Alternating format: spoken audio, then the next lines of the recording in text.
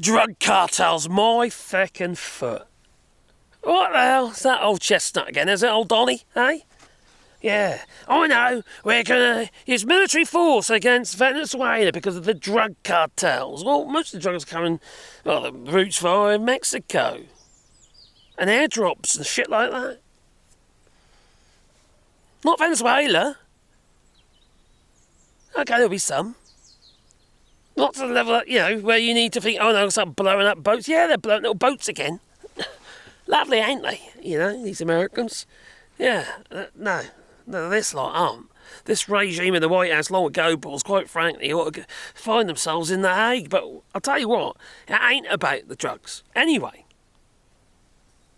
that's just a blatant fucking lie. It's got the only part the drugs are playing is playing in all this is to fool the American people to think that the drugs are a problem. Well, they are a problem, obviously, but that's that's the reason why they're bombing Venezuela. It's got nothing to do with that. It's got to do with human resources and gold. Human resources and gold and other, minerals and what have you. That Venezuela is rich. It's got one of the largest oil reserves in the world. I think it is the largest. Now, the thing is, you see, it isn't just that. There's another reason. It's because of he wants to replace Maduro. Maduro? Yeah, Maduro, aren't you? With, is it Euretia? Yeah, I think it's Euretia. Trump wants to replace... Anyway, he wants to replace him because Maduro is Russia and China friendly, And China's building export hubs and stuff like that for oil. And, for the first time, for a very long time, they're... oil exports as much as 1 million barrels a day. All that stuff. It's for Venezuela. It's a lot of money in it. It's a huge amount of money. But the United States, just like the Gulf War, probably wants control of that as well.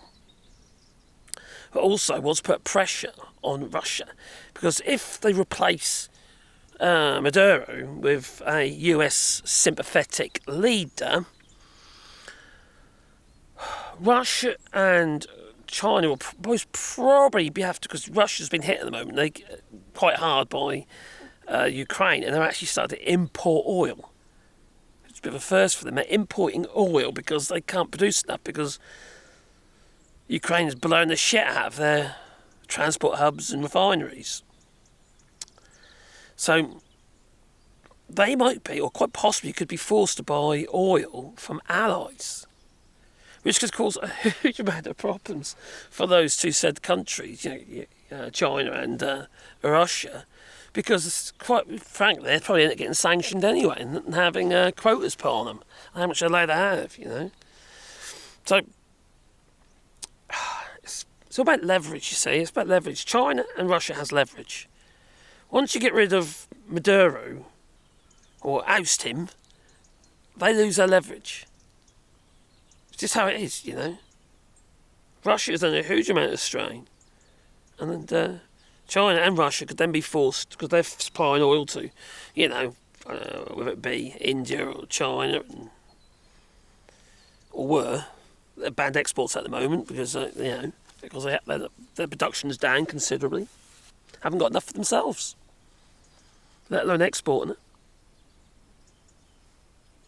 So, yeah. I think all this drug lark, trying to make out it's all about drugs, has got nothing to do with drugs.